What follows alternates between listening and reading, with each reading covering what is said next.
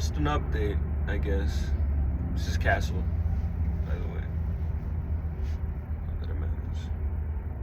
But, so this van, I bought to live in it because I can't afford rent anymore with all the bullshit that's going on.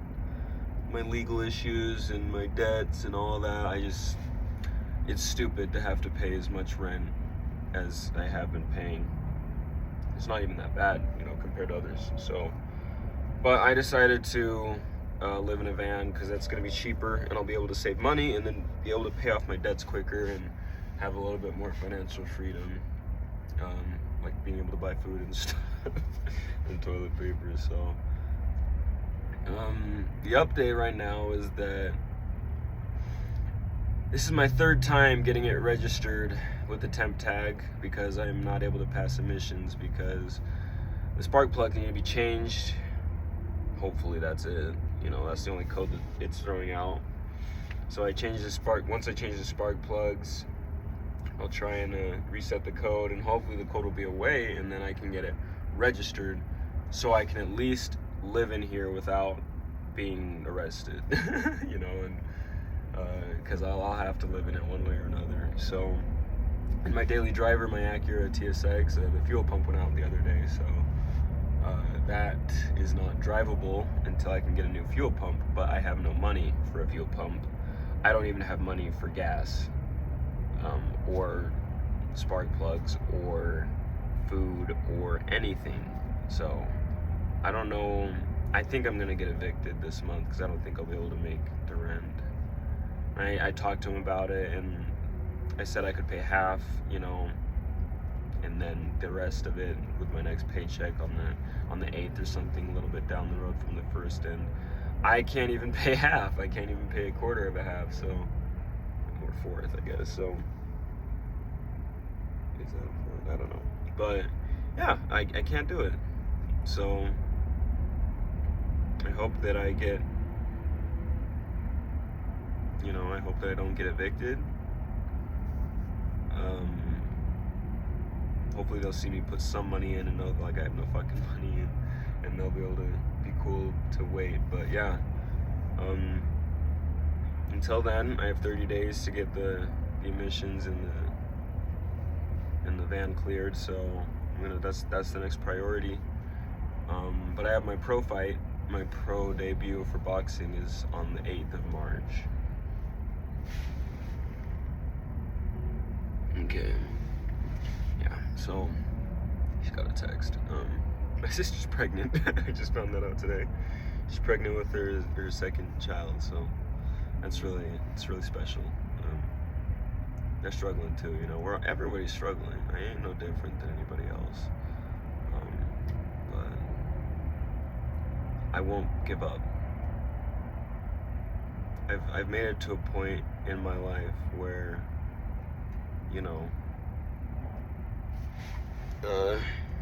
metaphorically speaking, the gloves are on. Let's just do this. And all the bullshit and trials in my life, it's okay. Because at the end of the day, they'll have to kill me, to win. And life has gotten a lot more raw, being closer and closer to the end. And what do I mean by that? I'm not gonna tell you. But yeah, it's heavy, I've had to kind of isolate myself from a lot of the people I used to know, and chop down a lot of my relationships I've had with people, water it down, just because I don't want them to have the stress that I have in my life just by even knowing what's going on in my life. And I don't feel like telling people, just, paradox, because here I am putting it on the internet, but y'all are different. Like, y'all don't know me. There's no judgment of yours that I'm gonna care about. So for better or worse, I guess I can just kind of speak my mind, because you have to say something, like all this stuff goes on and you just stay silent, you'll go crazy. I've seen it happen. I've seen people in my complex, say get a flat tire, and that knocks the dominoes down to where they're homeless in the next couple months. And I've had that same experience, except I crashed my bike, fixed it, and then got into legal trouble with it, and so I had to sell it, and then I had to get it out of impound because it was impounded, and that was the domino that knocked my shit down. So that's why I'm preparing for homelessness, and I'm at where I'm at. But not once have I maybe more than once, but in general, like, I've never faltered when it comes to my desires and my goals. I have to become great in boxing, and I know that I can. I have it. And once I make the money that these other clowns are making, in my weight class, like the Gervonta Davis, Ryan Garcia, like all these guys, spending money on jewelry and rings and shit, and like, okay, buy a $100,000 ring. I think you're a psychopath if you do that. I think you're a psychopath. Because if you buy a $100,000 ring to put on your fucking finger, and one person that was at you at day one, and they're still struggling, and you're doing that shit, fuck you. Fuck you. I don't do that shit. I know how it feels to be scraping at the bottom, and all these guys, I'm sure, they know how it was to be at the bottom, but they fucking leave. They take the ladder with them. They rise up and they fucking yank that shit away, and all the homies get a watch, and I'm not saying that they don't take care of their day ones, but what I am saying is that money is not a symbol to me. It's a tool, and I want to use my money to take care of everybody in my life that's ever helped me. That's a list that's on the wall right there. 2, I want to buy a motorcycle just so I can start racing again, and I can get my journey, because I want to start my own engineering company. I want to start my own racing team, and I want to compete at the Isle of Man TT and be the first black man to win in podium at that event, and at the Northwest 200. I want to be the new guy there too. And then I also want to race cars, and I want to be a mechanic and engineer, all these things. I have stuff I want to do, and all my homies are mechanics, and I want to bring them into my company and just be like, hey bro, work, but let's have fun. Let's make shit. Let's create stuff. Let's be different than all these other clowns. So that's my goal, is to be one of the greatest, motorsports men, one of the greatest engineers of all time. That's my goal, and I'm willing to die for it. I'm willing to die for it, And this knife has been with me since I was like 10 or 11. It saved my life more than once. And because I've had experiences, of near death and close to death, and I've had to choose, certain things, I know what it's like to be close to death. I'm comfortable with it. So I'm close to death now. I'm not going to elaborate on that. But when I say I'm willing to die for what I want in my life, I mean it. And there are areas that I'm willing to die in. I'm willing to die in the ring. I'm willing to die on the track. I'm willing to die on the road. It's the only place I want to die. The end goal, because I don't think I'll live a full life, and I'm glad for that. But my end goal is to achieve the highest of heights in motorcycle racing. And then on my last race, whenever that is, I pushed the needle in such a way that it cements me in history. And then, I'll have a crash and I'll die. And I'm not saying that to be fucking edgy or cool or whatever. I don't know why you would think that is cool. It's just me. Ayrton Senna, Joey Dunlop. Those two are my idols, for what they did and who they were. Not just the races they won and stuff, but the type of competitor they were. They were gladiators. They were willing to die, and they ended up paying that price, proving it.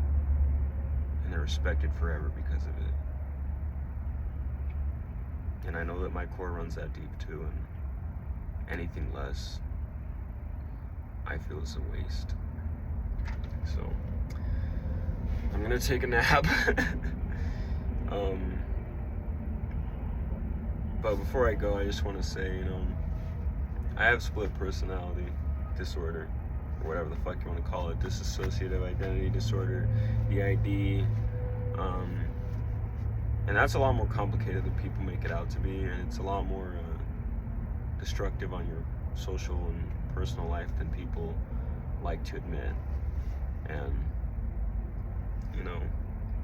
me, Scully, Noir, Midas, Chaka, Agile, Echo, there's a lot of us, a lot of I haven't named, and it's mainly because I'm trying to save them from feeling like they don't exist. Because imagine someone comes up to you and you're like, "Hi, my name is Castle," and they're like, "No, it's not." And then you're like, "Yeah, it is. I am me." And they're like, "No, your name's Noir." That's not my name. That's someone else's name. But it's just not. It doesn't translate. Like, people just don't comprehend that it exists. Having more than one soul in your body is a blessing and a curse, because I have the strength of 10 men, but I have the flaws of 10 men. And only one of us can drive at a time. And so me, Castle, I have to fucking bear that burden, make sure everyone stays in line, and I end up having to step up more often than not, because Scully and Zombie Man, it's another Zombie Man, he's the one that fucking got us into trouble. There's troublemakers within me, and I gotta keep them, I gotta keep them in check. And I get tics, and I get weird, feelings and movements, and I just look like a freak sometimes, and it's alienating. But I hope that one day, I'll find somebody that, at least understands, or can relate, or struggles with the same things, because it's hard to it's hard to go dating when you're dating for more than one person, and three of them like her, and then 4 of them don't, it's and for all different reasons, and I don't have the time to explain, because people don't have the ears to listen, which is fine. But there's just gonna be a lot of mystery, honestly, and nobody cares. I don't care either. So yeah, I don't know. That's basically it. It's been 15 minutes of just me being a big baby, but I had to share. I had to say something, But yeah, this has been Castle in the Decade Sparrow. This is like the first just raw vlog episode, I guess. So I'll probably do more of these once once my life is a little bit less fucked and I have some more time to focus. But you know, sometimes I just need to vent and get things out. And so I appreciate you guys. I mean you, the one dude. I appreciate you for watching. You know, it's nice. So wish me luck.